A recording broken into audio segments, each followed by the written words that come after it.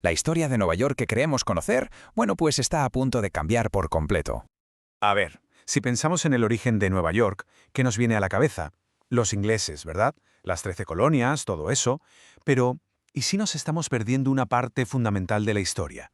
¿Y si el verdadero ADN de la ciudad, su esencia, se forjó mucho, mucho antes y por un pueblo que no tiene nada que ver con los ingleses? Y ojo, que esto no es una teoría loca ni nada por el estilo. Es que la prueba está aquí mismo, en el escudo oficial de la ciudad. La propia Nueva York decidió cambiar su fecha de fundación. Tacharon 1664, la fecha de la llegada de los ingleses, y pusieron 1625, la fundación holandesa. Este pequeño cambio, este detalle, es la llave que abre la puerta a un pasado oculto que de verdad lo cambia todo. Entonces, para entender la Nueva York que conocemos hoy, tenemos que hacer un viaje en el tiempo. Y vamos a usar una metáfora, la de la maleta holandesa. Pensemos en lo que trajeron los primeros colonos. No hablo de sus pertenencias físicas, sino de las ideas que llevaban en la cabeza. Y os aseguro que esa maleta de ideas era, radicalmente diferente a la de cualquier otro imperio de la época. Y aquí está el meollo del asunto, la gran diferencia. Los holandeses no vinieron para imponer una religión, ni para la gloria de un rey, no, vinieron a hacer negocios. Punto. Su colonia era básicamente una empresa, gestionada por lo que podríamos llamar la primera multinacional del mundo. El lema era sencillísimo, el comercio lo es todo. Daba igual tu fe, no como a los puritanos de Boston. Lo único que importaba era si tenías dinero para comerciar. Y claro, esta mentalidad desde el minuto uno fue un imán para gente de todas partes. Y esto nos lleva, como no, a la leyenda más famosa y seguramente más malinterpretada de toda esta historia, la famosa compra de la isla de Manhattan. $24. Esta cifra nos suena a todos, ¿a que sí? La historia que siempre nos han contado, que los holandeses compraron toda la isla de Manhattan a los nativos Lenape por el equivalente a $24 en baratijas, la que se considera la mejor operación inmobiliaria de la historia. Pues bien, es un mito, así de simple. Vamos a ver, el registro histórico real habla de 60 florines en mercancías. Si lo pasamos a dinero de hoy, pues serían, no sé, algo más de $1.000 quizá. Pero sinceramente, da igual. Incluso esta cifra nos distrae de lo que es de verdad importante. El precio, en realidad, es lo de menos. Y es que la clave aquí no es cuánto pagaron. La clave es que pagaron, que quisieron hacer un trato. Pensemos en ello. Mientras otros imperios llegaban y conquistaban por la fuerza, los holandeses, fieles a su espíritu comercial, hicieron una oferta. Y ese simple acto, ese gesto, define el espíritu con el que nació la ciudad. Un espíritu de transacción, no de conquista. Claro que nadie se engañe, todo esto se basaba en un malentendido cultural, gigantesco. Para los Lenape, el concepto europeo de propiedad privada de la tierra no existía. Ellos entendían el acuerdo como un permiso para compartir los recursos de la isla, no como una venta para siempre. Esta diferencia de visión, claro, tendría consecuencias enormes más adelante, pero en ese preciso momento selló el destino de Manhattan como un futuro centro de comercio.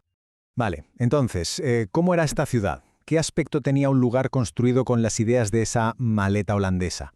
Pues la verdad, no se parecía a nada que hubiera en Norteamérica en esa época. Fue, podríamos decir, el primer crisol de culturas del mundo. Mira, esta imagen es que lo dice todo, es brutal. A mediados del siglo XVII, mientras en la puritana Boston solo se escuchaba hablar inglés, en las calles de Nueva Ámsterdam se hablaban 18 idiomas distintos. 18. Es una locura pensarlo para la época. Y esta es la prueba definitiva de que la diversidad no es algo que llegó a Nueva York con el tiempo, no, estaba en su código genético desde el principio. Y la cronología no miente. De hecho, es que los primerísimos colonos ni siquiera eran holandeses. Luego hay una historia buenísima de 1654. El gobernador, un tal Peter Stuyvesant, que era bastante intransigente, intentó expulsar a un grupo de 23 refugiados judíos que llegaron de Brasil. ¿Y qué pasó? Pues que sus jefes, desde Ámsterdam, le pararon los pies. Le dijeron que ni hablar. ¿Y la razón? Pues muy simple, eran buenos para el negocio. Y lo más alucinante es que esa colonia sigue ahí, literalmente bajo los pies de la gente que camina hoy por Nueva York. Todo el trazado de calles del Bajo Manhattan es como el fantasma de Nueva Ámsterdam.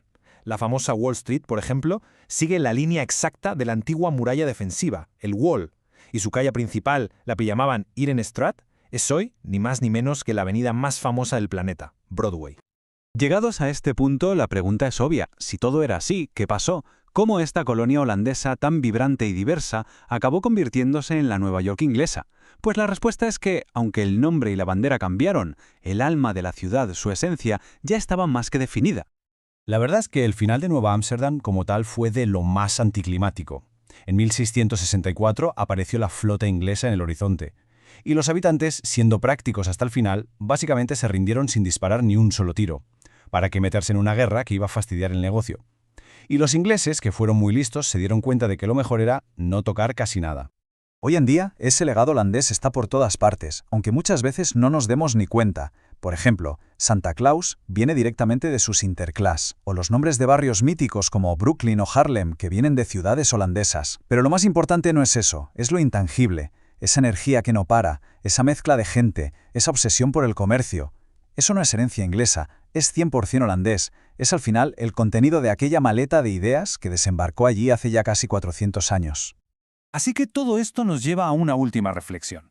Cuando vemos la metrópolis global que es Nueva York hoy, con todos esos idiomas en sus calles y esa actividad comercial frenética, la pregunta que nos queda no es si Nueva York tuvo un pasado holandés. La verdadera pregunta es si, en el fondo de su corazón, alguna vez ha dejado de ser Nueva Ámsterdam.